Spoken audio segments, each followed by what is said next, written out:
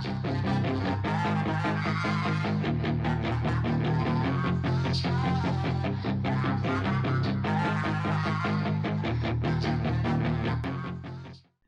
up, guys? Barry Gaming here, back with some more Idle Heroes, and today we're going to be going over the October, I know I'm a few days late, the October tier list for the first E5 heroes you should really try to build. So there's a couple things that are going to come into... they're going to matter here, because number one is you can't just build any old hero. You got to make sure you can get the copies. This is more geared towards people who do not spend money on the game, but of course, if you can accelerate the hero copies, some of these other ones might be better than the ones that we put at the very tippy top. We'll talk about each one, so just in case you guys are wondering if, well, this hero is a lot better as a first E5, you need to be able to make sure you can get the copies of them. There's a couple heroes on here that you can get a lot of copies of that you probably still should not build, at least as your first E5 hero. So let's just jump into it, start talking about the heroes, let you know what they're good at, what they're not good at. Come on. All right, so I think we're going to now officially put Cthulhu down in the D tier. Yes, he can still get Sealand 20 done for you, but he's just not good in PvP. He's absolutely not good in Tower. He's decent in Aspen Dungeon. He'll probably get you to Death 1, maybe even Death 50 with an upgraded artifact, but he's not really one of those key scenario pieces that are going to help you get even further in Sealand, and he just lacks PvE damage, and you gotta do good PvE damage between broken spaces and of course your guild wars, or not guild wars, your guild bosses, because you need guild coins very badly. He's okay. At the B tier, I am still going to keep Horace there. Horace just does such a good job in the early game, and his copies are extremely easy to come by. You can get them from the guild shop. You can get them from the altar shop. He just comes very easily. Copies are not that difficult. You can find him in Brave Trial. He's very good at getting Sealand 20 done with just some support heroes around him, just like 5 stars, 3 stars, stuff like that. His PvE damage is pretty solid in the early game. He's horrible in PvP, and he will drop off on your account. He'll get you to Death 1 in Aspen Dungeon. Tower, not great at all. His only real thing is getting that Sealand 20 done, and he does it very, very well. Now, I think the queen of this list is most definitely going to be Penny. Penny is number one of the easiest hero copies to come by besides Garuda, but again, I said Garuda's not really something you want to build as your first E5. We'll get to that when we get to Garuda next, but Penny is just god tier. She will get you Death 100 in Aspen Dungeon. She does pretty well in Tower of Oblivion. She does amazing in Sealand, getting you Sealand 20 done. She's one of the most dominant early game PvP heroes, and she still has very solid PvE damage versus bosses. She is pretty much the complete package and the perfect balance between can you get her copies and wow, she's strong. Like the perfect. Now, there's other heroes on this list that I think are better first E5s, but it is going to come down to can you get the hero copies fast enough? Because the way the game's going right now, the number of puppets thrown our way from events, you can build your first E5 within a month to 2 months. We've done it at 1 month at anniversary. We did it at 2 months last Christmas. It can be done, and it just requires some planning and making sure you can get all the hero copies you absolutely need. Next up on this list is going to be Garuda. Garuda is going to go in the B tier. Yes, she is by far the easiest hero to come by in copies, but besides that, she doesn't really do anything. Yes, she's probably the most dominant early game PvP hero, but that shouldn't really be a priority you guys really care about. You should care about Sealand. Solo Sealand, she's not going to do well at all. She's pretty good damage in PvE though, so that is one little nice check mark for her that she's good at. Tower of Oblivion, she is god awful. Aspen Dungeon, she is god awful. She is just really bad at all of those. She is going to be used for Sealand 20, but then she is not used for Sealand 21 plus. She doesn't really help you in Vortex. She's just not that great of a hero anymore outside of her early game PvP and PvE. But again, Sealand is one of the most important things. You need to get the Sealand 20, and she just really doesn't do it for you until you get pay-to-win artifacts and an additional E5 hero most of the times, or very high imprints. So, that's what it is. Next up on this list is Lasium. Lasium's going to go in the B tier as well. Yes, he can get Sealand 20 done even before he's an E5. Yes, I've seen 10-star Lasiums actually get this done at very low levels with the right artifacts and the right team setup. He is part of the Lasium army, so if that's something you're going for and you want to build your PvE army, it's not bad, but in reality, you don't really want him at E5 in the early game. 10-star is plenty if you're going to build a Lasium army, because you should be building the next hero first, and that should be Ithaca. Ithaca's definitely going in that A tier, mainly because she is the goddess of PvE. She has the highest damage capabilities in any PvE scenario, even not counting the Lasium, really. She just does wrecking damage. She's really amazing. You're going to use her against the Void Arc boss, so she has longevity. You're going to use her on the first day of your count and the last day. The only downside is C-Lane 20 is a bit difficult for her to accomplish, but she can get to Death 100 in Aspen Dungeon. Tower of Oblivion is another spot she's not great at. I keep talking myself almost wanting to put her down in the B tier, just because early game she does struggle. PvP, she's very bad on this as well, because she only hits really the lowest HP target, and usually those are 5 stars. Meanwhile, you have Garuda on the other side just sniping you down and killing you. I do think she's still an A tier. She has the A tier is mainly because she will stay on your account from day 1 to day current, essentially. That's the reason why she's going to stay in A tier. If she wasn't useful in the end game in PvE, I'd say maybe bump her down, but she's still very, very solid. Next up on this list is Sherlock. We're going to put him down in the D tier. I almost want to just knock him off this list. Yes, he's going to be used in C-Land 21+, but he's going to be a supporter. He can get C-Land 20 done by himself if you have an upgraded Punisher of Immortal. That can happen. Besides that, though, he's pretty much a PvP-only hero. He will get you to death 1 in Aspen Dungeon. I have seen people get to death 50 with him, but it does take quite a bit of luck on the waves that he faces. Besides that, not much use for him nowadays. Next up on the list is going to be Tix. I think we're going to put Tix down in the C tier just because of... Nah, we'll put him up in the B tier. If Horace is in the B tier, Tix is in the B tier. You really should not build Tix as your first E5. You should build Tix as your second E5. Why? Well, even after the changes to the new game modes that we have that make Tix a little irrelevant, he's still the best hero at getting, like, you know, Aspen Dungeon 100 done, Tower of Oblivion done. He's absolutely amazing at that. I think he deserves a solid B.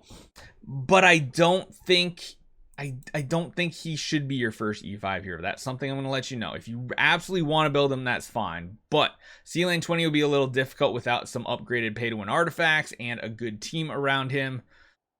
He should be your second E5, not your first E5. I just want to reiterate that a lot. Next up on this list is Enosuke. So actually Enosuke has dropped a little bit. He used to be like my number 1 up there because he did C-Land 20 the easiest at the time. We built him at Christmas. If you guys didn't check out our free-to-play series last Christmas, go check it out. It was an amazing fun ride. 2 months to build him to E5 and get C-Land 20 done in like 2 months as well. It was absolutely crazy. He's very strong. He doesn't even require a fully upgraded pet. He'll get you to death 50 in Aspen Dungeon. He does okay in Tower of Oblivion. He does really good PvE damage, and he's okay in early game PvP. He's actually still useful in C-Land 21+, as I've seen on my account. I threw him in the lineup, and he does a substantial amount of damage. Now, you definitely need your Sword Flash to get it done, but he is a good support hero for bonus damage for clearing C-Land 25 in a Fortress. So he's still very good, even after the shield changes and the Magic Stone Sword changes. Still up there, still one of the best in my opinion. Next up on this list is going to be Flora. You know, now the more I look at this, I'm going to bump Cthulhu up because he can actually get C-Land 20 done. Heroes like Flora, she just cannot. She can't do it solo. It takes some other support heroes to do it. Flora is one of the newer heroes I'm trying to include on this list, but you really probably should not build her. She's not that great. She's okay, but again, not that great. Next up on this list is going to be Morax. So Morax can get C-Land 20 done.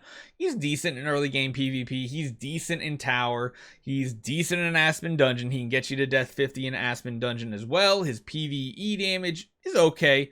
He's an overall well-rounder. He is one of the better options, I think, over Cthulhu for doing Abyss C-Land. I think him and Walldeck are probably the better 2 options for pushing C-Land 20.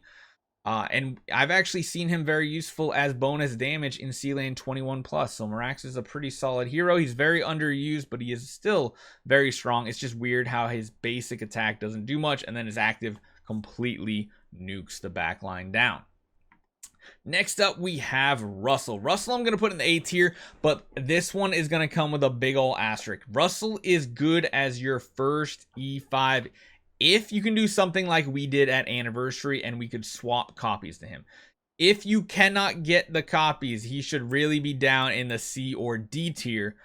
So this one is for free to play. He's definitely, you don't want to go for a light hero as your first E5. But, you know, if you're spending a little bit, you can get some chests. He's actually very good. He's one of the easiest heroes to get C-Land 20 done. All you need is some 3-star Holy Kid supports. He's very strong. His PvE damage is very good. He's very good at getting to death 50 in Aspen Dungeon.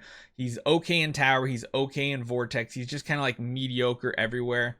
I think for a happy medium, I'm going to throw him down in the B tier for right now, just so he is there. But again, A tier probably if you're spending some money and you can get some chests. D tier if you are a free-to-play player. So just remember that. That's why my voice and just talking about this is very important instead of just looking at an image file. Next up is Eloise. Eloise is another one. Very, very good, but you have to be able to make sure you can calculate and get the hero copies, because the only way you're going to get her is essentially from the 5-star hero selection chest. But, big but, she is probably one of the strongest heroes on this list. Big if here. If you spend money, she is probably going to be a better option than Penny. The only thing she can't really do is get you an easy Death 100 in Aspen Dungeon. But Tower of Oblivion, she's great. Tower of Dream, she's great. She's very good in Vortex. She's good in Realms Gate. She's good pretty much everywhere right now. Her PvE damage is mediocre, but she can really, really last from day one on your account to the current meta that we're in right now. So free to play, probably more like a B tier, just because the difficulty of getting her hero copies. A tier if you can get a couple of extra chests here and there. She's very, very good.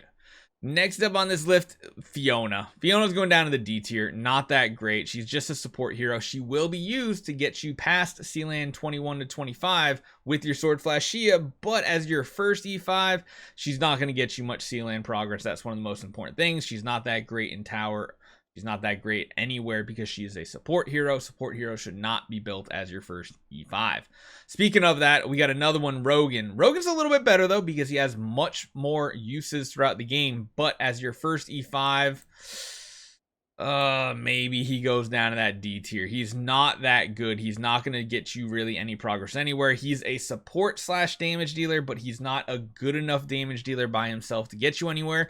But he is a great maybe second or third E5 hero to build. But as first, bottom of the barrel down there, not that great.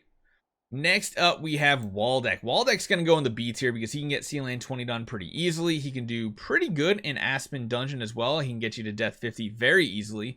Tower of Oblivion, he's okay. He's not like an amazing hero. He's decent. His PvE damage is pretty solid, and he can have some pretty interesting uses in combination with Scarlet Queen in Abyss C-Land, which is the easiest C-Land to go for at 21+. So if you build Walldeck first and you can get the copies, that's great. You can get the 20. You can build you can build Scarlet Queen as your first or second Transcendence hero. You can push to C-Land 25 with it.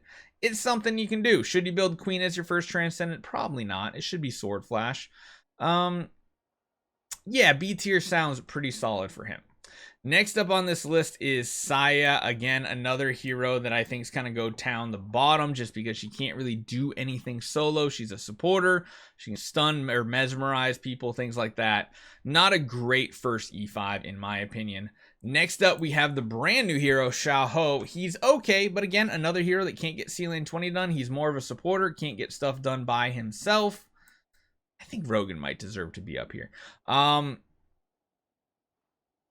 Yeah, he's not that amazing. We've tested him all weekend. He's okay, not amazing.